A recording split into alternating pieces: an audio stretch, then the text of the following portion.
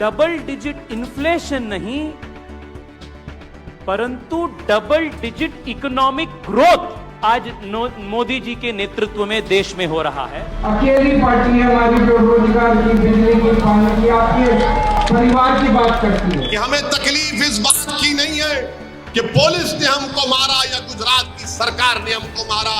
हमको तकलीफ इस बात की है कि पूरे मजमे के सामने लाकर हमको पीटा गया। नमस्कार, प्रभा साक्षी न्यूज नेटवर्क के खास चुनावी कार्यक्रम कौन बनेगा गुजरातना सरदार में आप सभी का स्वागत है। गुजरात विधानसभा चुनाव के लिए प्रचार का काम जोर शोर से जारी है। कांग्रेस और आम आदमी पार्टी तो अपने कई उम्मीदवारों के नाम का ऐलान कर चुकी हैं, लेकिन बीजेपी एक एक सीट पर उम्मीदवार तय करने से पहले सभी समीकरणों को दुरुस्त कर लेना चाहती है। बीजेपी की केंद्रीय चुनाव समिति की बैठक बुधवार शाम होनी है और माना जा रहा है कि रात को ही पार्टी अपने अधिकांश उम्मीदवारों की घोषणा कर सकती है। इस बीच गुजरात चुनाव से जुड़ी बड़ी हेडलाइंस पर गौर करें तो आपको बता दें कि गुजरात विधानसभा चुनाव से पूर्व कांग्रेस को लगातार दूसरे दिन झटका देते हुए उसके वरिष्ठ विधायक भगवान बराड़ ने विधायक पद तथा पार्टी की प्राथमिक सदस्यता से इस्तीफा दे दिया है। उनका भारतीय जनता पार्टी में शामिल होना तय माना जा रहा है। इसके अलावा दिल्ली के मुख्यमंत्री अरविंद केजरीवाल, पंजाब के मुख्यमंत्री भगवंत मान, गायक अनमोल गगन मान और क्रिकेटर हरभजन सिंह सहित 20 लोगों के नाम आम आदमी पार्टी ने गुजरात विधानसभा चुनाव में स्टार प्रचारक के रूप में चुनाव आयोग को दिए हैं। साथ ही आम आदमी पार्टी के राष्ट्रीय संयोजक अरविंद केजरीवाल ने ट्वीट कर बताया है कि आपकी गुजरात इकाई के अध्यक्ष गोपाल इटालिया सूरत जिले की कतारगाम सीट से आगामी विधानसभा चुनाव लड़ेंगे। वहीं गुजरात चुनाव प्रचार में विभिन्न पार्टियों की ओर से जनता को लुभाने के लिए किए जा रहे वादों पर गौर करें तो बीजेपी के बड़े प्रांतीय नेता चूंकि उम्मीदवारों के चयन संबंधी बैठक के लिए दिल्ली गए हुए हैं, तो आज प्रचार की कमान बीजेपी युवा मोर्चा के नेताओं के कंधों पर रही। बीजेपी युवा मोर्चा के राष्ट्रीय अध्यक्ष तेजस्वी सूर्या अहमदाबाद पहुंचे तो उन्होंने युवाओं को मोदी और भूपेंद्र पटेल की सरकारों का समर्थन करने के लिए प्रेरित किया। एक स्कूल में, कॉलेज में, क्योंकि ज्यादातर आप लोग फर्स्ट टाइम वोटर्स ही हैं, मैं जानता हूं कि 40 मिनट के एक क्लास में बैठना कितना मुश्किल होता है।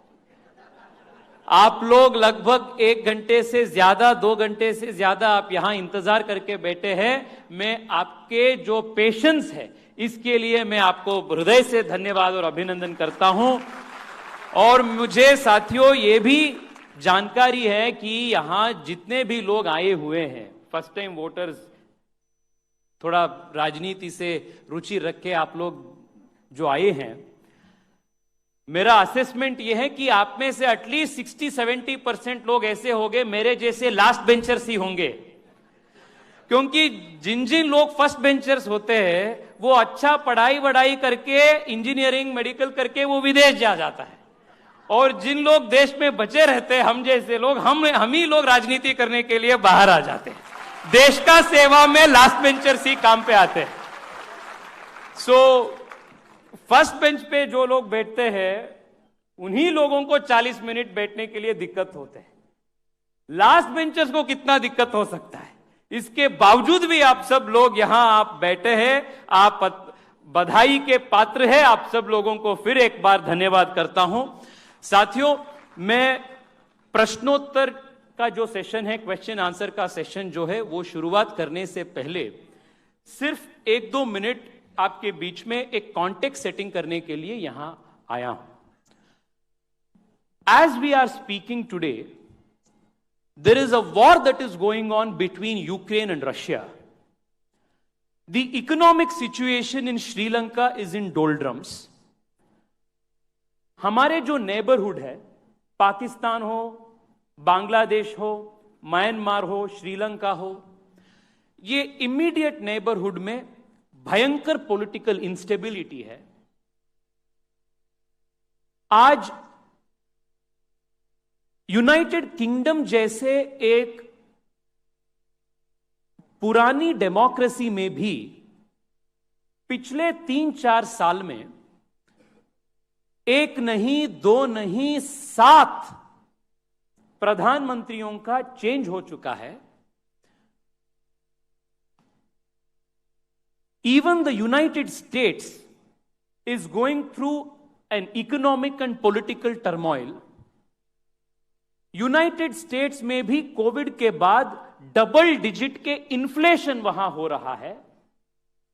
ऐसे जागतिक संदर्भ में हम सब लोग भारत में हैं, जहां डबल डिजिट इन्फ्लेशन नहीं परंतु डबल डिजिट इकोनॉमिक ग्रोथ आज मोदी जी के नेतृत्व में देश में हो रहा है। पिछले 8 साल से देश के आम नागरिकों के, जनता की आशीर्वाद के कारण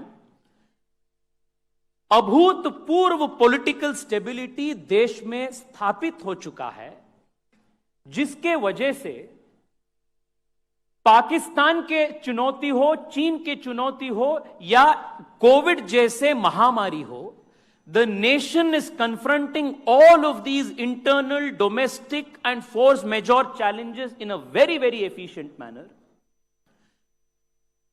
ये पॉलिटिकल स्टेबिलिटी का, पॉलिटिकल कंटिन्यूटी का फायदा यही होता है। आप सोचिए, हम सब लोग यहां जो उपस्थित है, एवरेज एज हम सबके अभी 25-26 का ही है।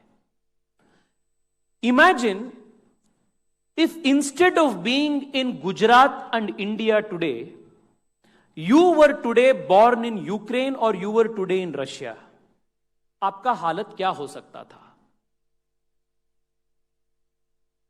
A 25-year-old guy in Ukraine is facing a threat of war. A 25-year-old youngster in Russia is facing the possibility of compulsory conscription. मतलब जबरदस्ती से आर्मी में डालना एक वहां एक चुनौती, वो भी वो सामना कर रहे हैं। इकोनॉमिक शैम्बल्स श्रीलंका में है। सो इमीडिएट नेबरहुड हो या भारत के वो वेस्ट में जो देश है वो हो, ईस्ट में जो देश है वो हो, in all of these countries there is political uncertainty and economic uncertainty. मैं सिर्फ ये एक ही पॉइंट आप सबके बीच में इसलिए रखना चाह रहा हूं क्योंकि साथियों, इन सभी चीजों का जो समाधान है वो सिर्फ और सिर्फ पॉलिटिकल स्टेबिलिटी होता है। और देश को यदि एक प्रदेश, एक राज्य पिछले लगभग 30 साल से पॉलिटिकल स्टेबिलिटी का बात और पॉलिटिकल स्टेबिलिटी का जो लेसन पूरे देश को सिखाया है, तो वो ये पवित्र धरती गुजरात है। आज गुजरात सचमुच में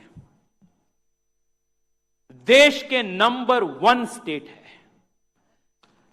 Gujarat is the number 1 state when it comes to exports. देश में गुजरात से ज्यादा कोई प्रदेश नहीं है जो देश के एक्सपोर्ट्स में मैक्सिमम परसेंटेज, मैक्सिमम शेयर में उनका भाग होता है। Gujarat has the highest share when it comes to exports. The state which has the highest network of irrigation canals, irrigation index में देश में नंबर 1 अपने गुजरात है। सोलर रूफटॉप्स पूरे देश में नंबर 1 स्थान पर गुजरात है। इनोवेशन इंडेक्स पर गुजरात है। ईज ऑफ डूइंग बिजनेस में गुजरात नंबर 1 स्थान पर है। मैक्सिमम नंबर ऑफ इन्वेस्टमेंट को अट्रैक्ट करने में गुजरात नंबर 1 स्थान पर है। यह नंबर 1 स्थान 1 साल से नहीं हुआ, 2 साल के मेहनत से नहीं हुआ, लगभग 30 साल के पॉलिटिकल स्टेबिलिटी के कारण, नरेंद्र मोदी जी के विजनरी लीडरशिप के कारण और 6 करोड़ से ज्यादा गुजरातियों के कड़ी मेहनत के कारण हो चुका है साथियों। Which is why Gujarat today is the capital of development. विकास का राजधानी आज गुजरात बन चुका है। सो मैं आप सभी से इतना ही विनती करना चाह रहा हूं, आप जब वोट करने के लिए जाते हो तब ये जो पॉलिटिकल स्टेबिलिटी पिछले 30 साल से गुजरात में स्थापित है, ये पॉलिटिकल स्टेबिलिटी को ऐसे ही आगे बढ़ाने का काम आप सबके जिम्मे पे है। पॉलिटिकल स्टेबिलिटी का मतलब है विकास, पॉलिटिकल स्टेबिलिटी का मतलब है प्रॉस्पेरिटी, पॉलिटिकल स्टेबिलिटी का मतलब है विकसित प्रदेश और विकसित देश। जब गुजरात आगे बढ़ेगा तब पूरा भारत आगे बढ़ेगा। इसी कामना करने के लिए, इसी काम को सफल करने के लिए, संकल्प लेने के लिए हम सब लोग यहां मौजूद हैं। आज प्रशांत जी के नेतृत्व में और भारतीय जनता पार्टी के नेतृत्व में एक यशस्वी कार्यक्रम अग्रेसर गुजरात कार्यक्रम अभियान जारी है। इस कार्यक्रम का उद्देश्य यह है कि पार्टी अपना विजन डॉक्यूमेंट रचन कर रहा है। आने वाले 5 साल, आने वाले 25 साल का गुजरात का हमारा लक्ष्य क्या होगा, विजन क्या होगा।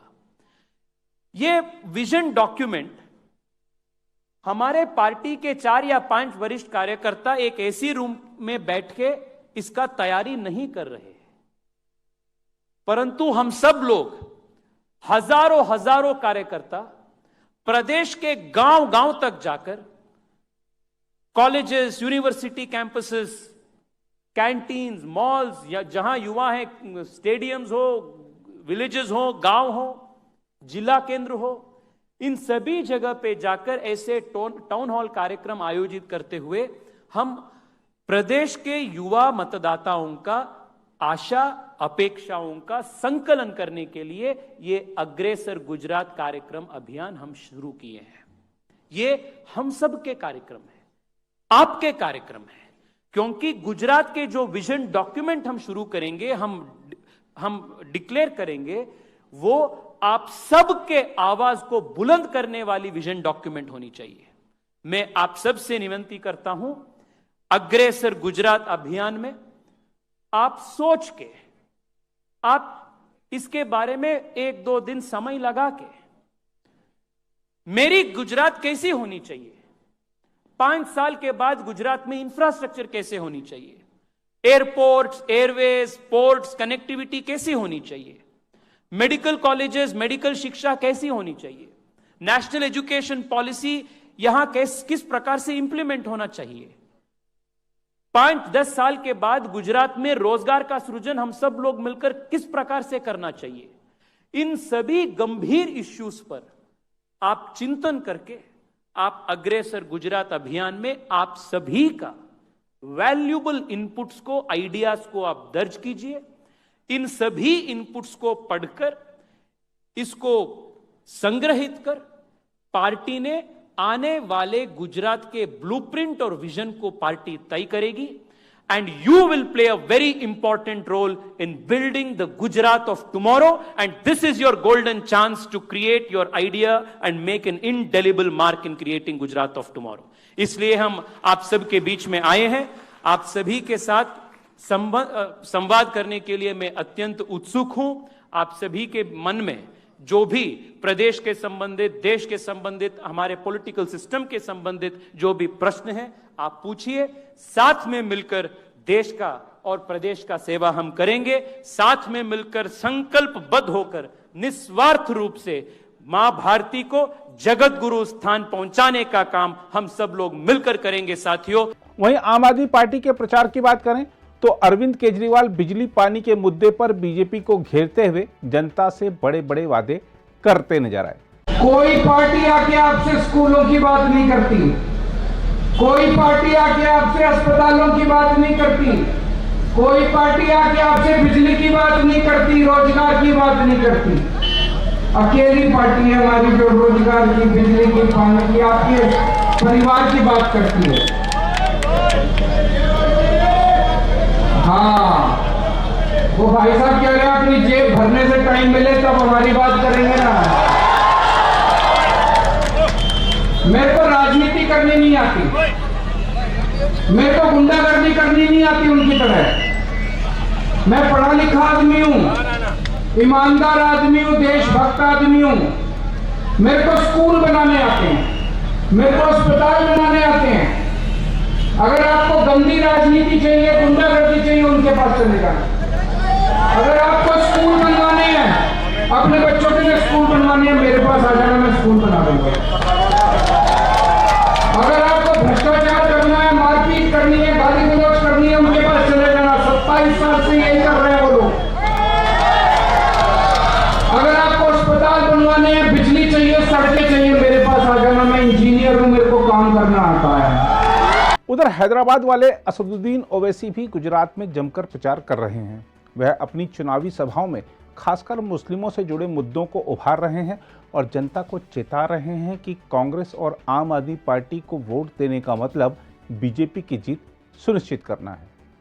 मैं आपके दरमियान में खड़े होकर आपसे एक तल्ख हकीकत को बयान कर रहा हूं, और शायद मेरी इस बात से बहुत से लोग इसको पसंद ना करें, मगर मेरे अजीज दोस्तों और बुजुर्गों, जिस पार्टी को आपने अपने वोट से बरसों से नवाजा, इस उम्मीद पर आपने वोट दिया कि वो फिरका परस्ती का खात्मा करेगी, मगर आज आप देखते हैं कि फिरका परस्ती का खात्मा होने के बजाय फिरका परस्ती खुद इख्तिदार की कुर्सी पर जाकर बैठ गई।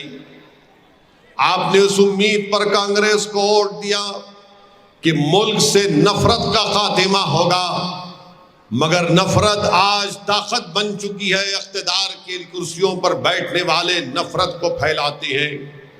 आपने उस उम्मीद पर कांग्रेस को वोट दिया कि मुल्क में भाईचारगी मजबूत होगी, मगर आपने देख लिया कि मुल्क में भाईचारगी कमजोर हो चुकी। आपने उस उम्मीद पर कांग्रेस को वोट दिया कि दंगे नहीं होंगे, मगर दंगे रोज होते हैं। आपने कांग्रेस को वोट दिया उस उम्मीद पर कि अगर दंगा हो भी जाता है तो मेरे घर को बचाया जाएगा, मेरे जान और माल की हिफाजत होगी, मगर वो भी नहीं हुआ। आपने इस उम्मीद पर कांग्रेस को या दूसरी सेकुलर पार्टियों को वोट दिया कि अगर दंगा हो जाता है तो फिर मुझसे इंसाफ होगा, दंगाइयों को सजा मिलेगी, मगर ये भी नहीं हुआ।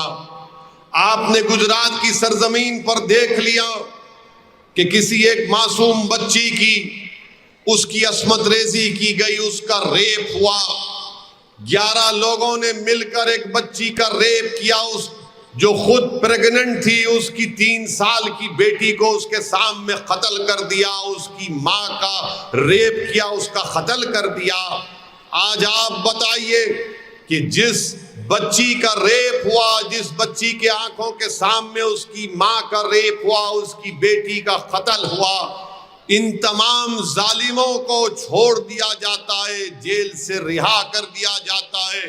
ये कहकर जेल से छोड़ दिया जाता है कि ये संस्कारी हैं। इनको जेल में काफी वक्त ये गुजार चुके हैं। बताओ फिर तुम्हारे वोट की कीमत और अहमियत क्या रह गई आज?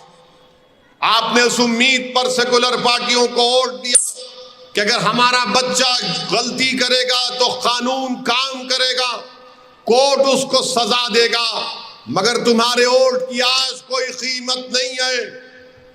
तुम्हारी तकलीफ को कोई सुनने वाला नहीं है। तुम्हारे आंखों से बहते हुए आंसू को दुनिया समझती है कि ये नाटक कर रहा है। जब तुम्हारे जिस्मों से आह और तकलीफ निकलती है तो दुनिया उस पर मुस्कुराती है। बताओ फिर तुम्हारे इत्तेहाद और तुम्हारे वोट का क्या होगा? दुनिया ने देख लिया कि जिन बच्चों पर इल्जाम था कि पत्थर फेंका गया, इसी रियासत की सरजमीन में उन बच्चों को रोड पर लाकर इसी तरह मजमे को जमा करके गुजरात की सरकार ने उन बच्चों को पुलिस की लाठियों से पिटवा दिया। बताओ मेरे अजीज दोस्तों, फिर तुम्हारा वोट जो तुमने कांग्रेस पार्टी को दिया, क्या कोई आवाज उठती है उन बच्चों पर जब लाठियां बरसाई जा रही थी? तो बताओ कौन सा कानून इस्तेमाल होता है? मेरे अजीज दोस्तों और बुजुर्गों, मैं अपनी दिल की तकलीफ को तुम्हारे सामने बयान कर रहा हूं। मैं यहां पर भाषण देने इसलिए नहीं आया हूं कि तुमसे जिंदाबाद और जिंदाबाद के नारे सुनकर अपने नफ्स को मोटा करके जाऊं। मैं तुम्हारे दरमियान में इसलिए आया हूं कि तुमको सच्चाई को बयान करूं, ताकि आप जब यहां से उठकर अपने घर को जाएं तो आप एक पैगाम लेकर जाए, आप एक फिक्र लेकर जाए, ताकि वो पैगाम और फिक्र आपको इस बात पर मजबूर कर दे कि आप आने वाले चुनाव में हम किसको अपना वोट दें। क्या आप उनको वोट देंगे जो आपकी तबाही और बर्बादी के बाइस बन गए? क्या आप उस पार्टी को वोट देंगे जो आपसे इंसाफ नहीं करना चाहती? बताइए मेरे अजीज दोस्तों और बुजुर्गों, जिन बच्चों के पीठ पर लट पड़ी गई, पुलिस की लाठियां मारी गई, अगर उन बच्चों से जाकर पूछेंगे तो बच्चे, उनके माँ बाप पुकार पुकार कर सारी दुनिया को कह रहे हैं कि हमें तकलीफ इस बात की नहीं है कि पुलिस ने हमको मारा या गुजरात की सरकार ने हमको मारा। हमको तकलीफ इस बात की है कि पूरे मजमे के सामने लाकर हमको पीटा गया, हमारी बेइज्जती की गई, और उस मजमे से कोई एक शख्स ने आवाज उठाकर नहीं कहा कि भारत में संविधान है, भारत में कोर्ट है, भारत में इंडियन पीनल कोड है, भारत में सीआरपीसी है, मगर सब बैठकर थालियां मार रहे थे। बताओ फिर तुम्हारी इज्जत क्या है? बताओ तुम्हारी ताकत क्या है? बताओ तुम्हारी वोट की अहमियत क्या रह गई आज? अगर आप भी लेना चाहते हैं देश दुनिया की तमाम जानकारी तो आज ही सब्सक्राइब करें हमारे चैनल को। साथ ही नीचे दिए बेल आइकन को जरूर दबाएं ताकि हर अपडेट आप तक पहुंच सके।